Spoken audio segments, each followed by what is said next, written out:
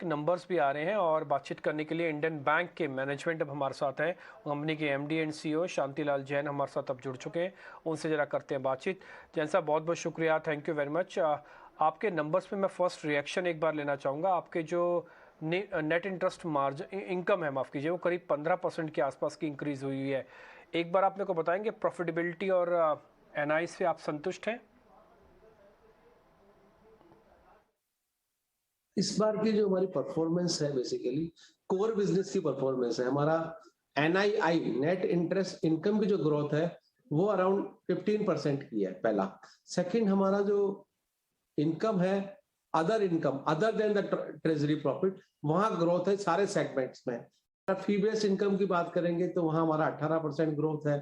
हमारा forex income की growth है, पीएसएलसी सेल की ग्रोथ है, तो रिकवरी इन रिटर्न ऑफ की ग्रोथ है। तो ये सारी ग्रोथ की वजह से हमारी अदर इनकम की ग्रोथ है। और हमारा जो एक्सपेंडिचर्स है ओनली 4% के आसपास बढ़ा है। तो जब आपकी एनआईआई की ग्रोथ बेटर है, अदर इनकम की ग्रोथ है, तो एज अ रिजल्ट और ऑपरेटिंग प्रॉफिट की जो ग्रोथ है 11% है। और since the asset quality under check, so provisions थोड़ा लेस कम है, रिक्वायरमेंट ही कम है। सो एज अ रिजल्ट हमारा नेट प्रॉफिट 12% बढ़ा है। ये जो ग्रोथ है, एनआईआई की ग्रोथ है, ये बेसिकली बिजनेस के ऊपर ग्रोथ है। सो बिजनेस में अगर आप देखेंगे तो हमारा रिटेल 14% से ग्रो कर रहा है। रिटेल के सारे सेगमेंट ग्रो कर रहे हैं, चाहे हाउसिंग लोन हो, चाहे ऑटो लोन हो, चाहे पर्सनल लोन हो, चाहे ज्वेल लोन हो। ठीक इसी तरह से हमारा जो क्रॉप लोन है, क्रॉप लोन में अगेन ज्वेल लोन हो, या हमारा इन्वेस्टमेंट क्रेडिट हो, एसएचजी क्रेडिट हो, इन्वेस्टमेंट क्रेडिट हो, सारे के सारे ग्रो कर रहे हैं। ठीक इसी तरह से एमएसएमई में भी, चाहे माइक्रो हो, स्मॉल हो, मीडियम हो, चाहे कॉर्पोरेट हो, चाहे इंटरनेशनल बुक हो, सारे ही ग्रो कर रहे हैं। एज अ रिजल्ट क्या है कि आपका मार्जिन बेटर है, कोस्ट हमारा अंडर कंट्रोल है।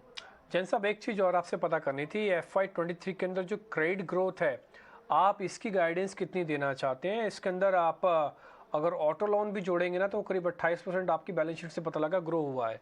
तो मेरे को जरा क्रेडिट ऑफटेक के बारे में और जानना है आपसे। कोस्ट जो हमारा जो क्रेडिट का जो है, हम लोग 14% से ग्रो कर रहे हैं। ठीक है, अभी हमारा जो गाइडेंस है कि हम लोग 12% प्लस माइनस 2% के हिसाब से हमको ग्रोथ होनी चाहिए रिमेनिंग 6 महीने में। ये इसका वजह क्या है कि एक वजह जियो पोलिटिकल्स भी टेंशन है, इंटरेस्ट रेट्स भी बढ़ी हुई है। इवन देन हम देख रहे हैं करंट जिस तरह की हमारे पास इंक्वायरीज है, जिस तरह से हम बिजनेस ग्रो कर रहे हैं, we should be able to grow around 12% or सो। ये तो हमारी बिजनेस ग्रोथ की बात है।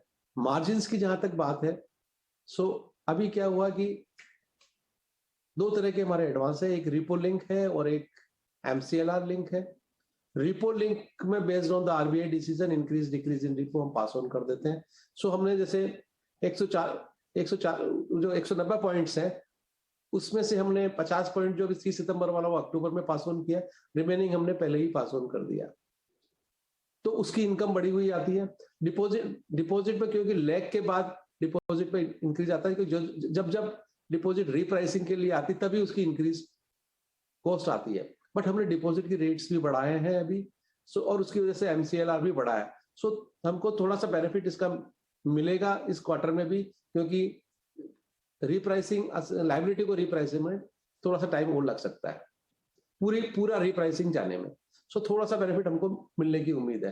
बट पूरा साल, ईयर एज अ होल, हम सोचते हैं कि हमारा मार्जिन जो है 3% के आसपास हमको प्रोटेक्ट हो जाना चाहिए।